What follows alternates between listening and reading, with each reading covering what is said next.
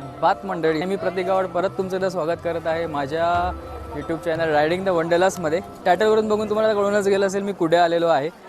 तर दिसत आहे मी आलेलो आहे छत्रपती संभाजीनगर. छत्रपती संभाजीनगरमध्ये आलो आणि आपण एल्लोरा केव्ज केलं नाही तर मग कायच सीन आहे राव. तर मी आलेलो आहे एल्लोरा केव्ज. एल्लोरा केव्जमध्ये असं बघायला गेलं तर 34 केव्ज आहेत आणि इकडे तुम्हाला 3 धर्माचे लेणीज बघायला मिळतील. आपलं बुद्ध झालं, हिंदू झालं आणि जैन झाले. आणि त्यामध्ये पण बघायला गेलं तर केव्ज क्रमांक 16 आपलं कैलास मंदिर. हे बोलू शकतो की एल्लोरा केव्जची शान आहे. आणि ह्याची प्रसिद्धी अशी बघायला गेलं तर हे मोनोलिथिक रॉककट मंदिर आहे. ह्याची निर्मिती जी टॉप टू बॉटम अशी करण्यात आलेली आहे. तर असं आहे आणि एकाच दगडापासून आणि असं बघायला गेलं तर 2 लाख टन एवढा दगड काढण्यात गेलेला होता. आणि अजूनही संशोधकांना हा प्रश्न पडलेला आहे की जो 2 लाख टन जो दगड काढलेला होता तो गेला कुठे, तेही अजून कोणाला माहीत नाही आहे. तर असं तर आपण जवळ जाऊया आणि जवळून कैलास मंदिर बघूया. त्याच्यामध्ये तुम्हाला बऱ्याच गोष्टी कोरलेल्या आहेत. त्याच्यामध्ये रामायण कथा, महाभारत कथा आणि बरंच काही.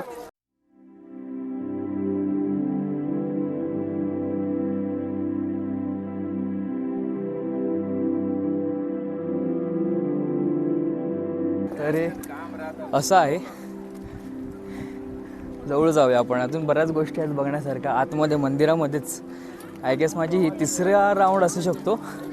तिसरा राऊंड आहे पण एक्सपिरियन्स बोलू शकतो ना, एवढा मस्त असतो ना इकडे येणं.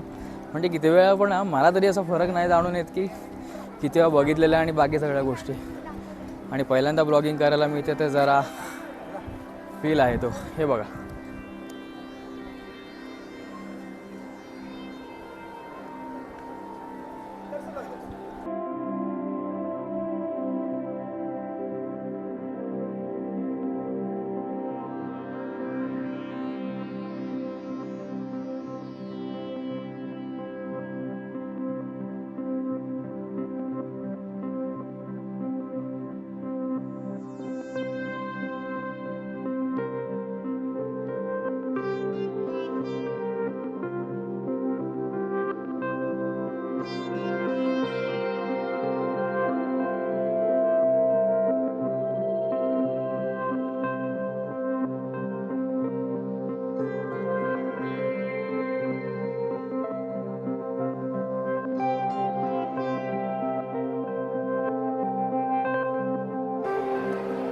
ओके. तर तुम्हाला हे दृश्य दिसतंय हत्तींचं, असं बघून येतं की लाईक हत्तींनी हे मंदिर त्याच्या अंगावरती किंवा त्यांच्या शरीरावरती उचलून घेतलेलं आहे.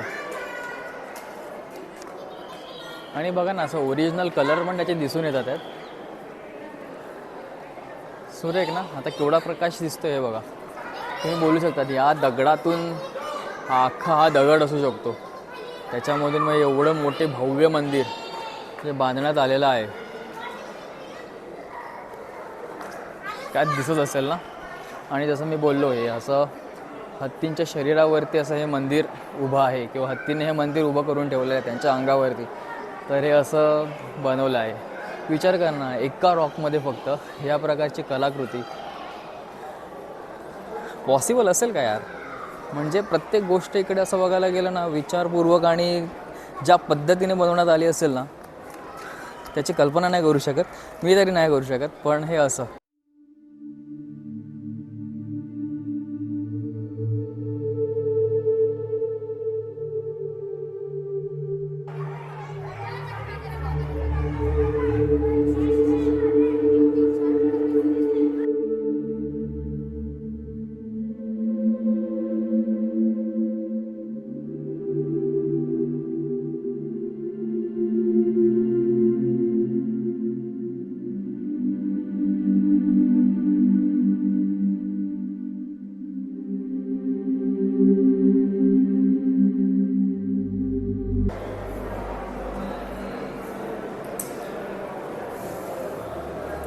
विष्णू भगवान.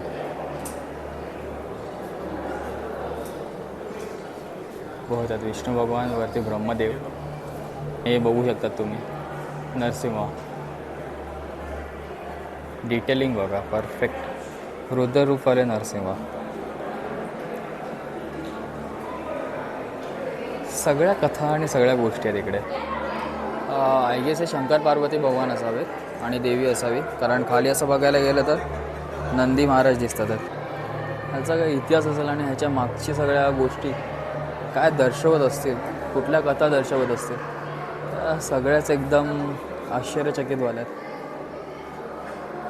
सगळं सुंदर आहे.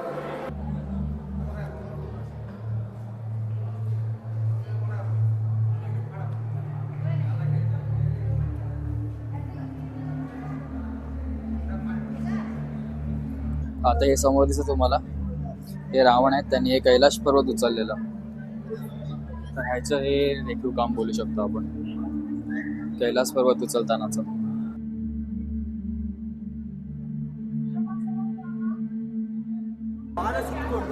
आता इकडे तुम्हाला दिसत असेल ना, इकडे रामायण एपिसोड बोलू शकतो आपण. वरती बघत तुम्हाला युद्ध दिसत असेल, वानर सेना समोर दिसते. अशा वेगवेगळ्या प्रकारचे घटना दिलेल्या आहेत. पिलर आपल्या काय बोलतो आपण, लाईन वाईज लाईन. तर हे असं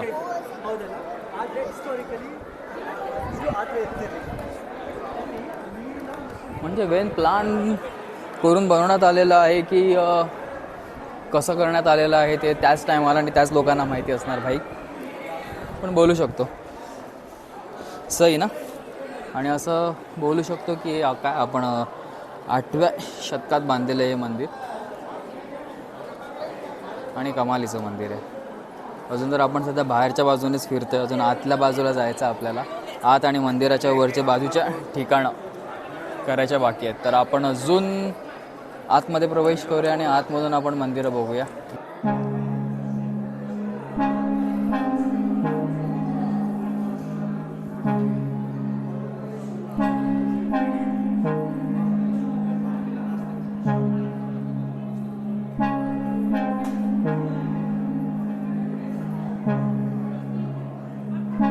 जस्ट थिंक अबाउट इट. वरती तुम्हाला काविंग दिसतंय,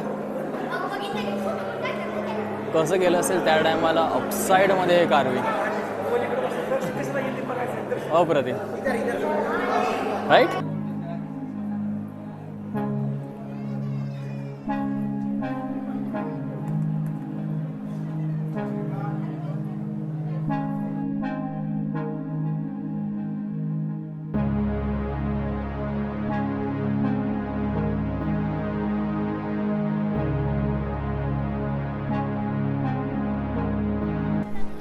तर हे असं काहीतरी होतं आपलं कैलास मंदिर.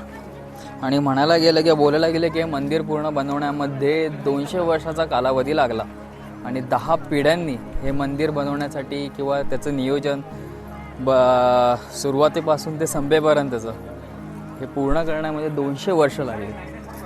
तर हे असं. तर आय होप तुम्हाला हे कैलास मंदिर आवडलं असेल. अजून बघू, 1-2 केव्ह जर बघायला मिळत असतील तर आपण बघूया.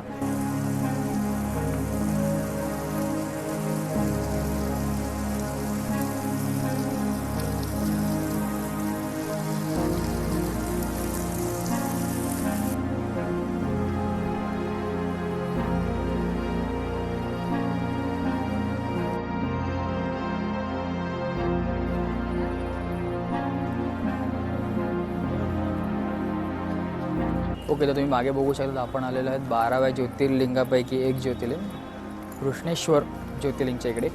आणि इकडेच आपण आपल्या आजच्या ब्लॉगचा किंवा आजच्या काय बोलू शकतो दिवसाचा एंड करूया. माहिती आहे बऱ्याच गोष्टी इकडे बघण्यासारख्या आहेत आणि पाहण्यासारख्या आहेत. म्हणजे इकडे बघायला गेलं तर देवगिरी पर्वत झालं, आपल्या एलोरा तर आपण करून आलो. अजिंठा केव्ज देखील इकडून अराऊंड 100 किलोमीटर्स आहेत लांब. तर मग बघण्यासाठी बऱ्याच गोष्टी आहेत, पण आपल्याकडे फक्त एकच दिवस असल्यामुळे आपण जास्त नाही काही गोष्टी एक्सप्लोअर करू शकलो.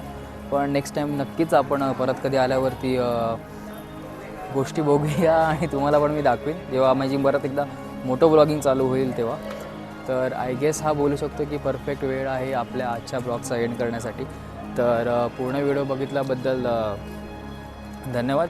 तर आपण लवकरच भेटूया पुढच्या नवीन सिरीजमध्ये. तर तिथपर्यंत राईट सेफ, ट्रॅव्हल मोर.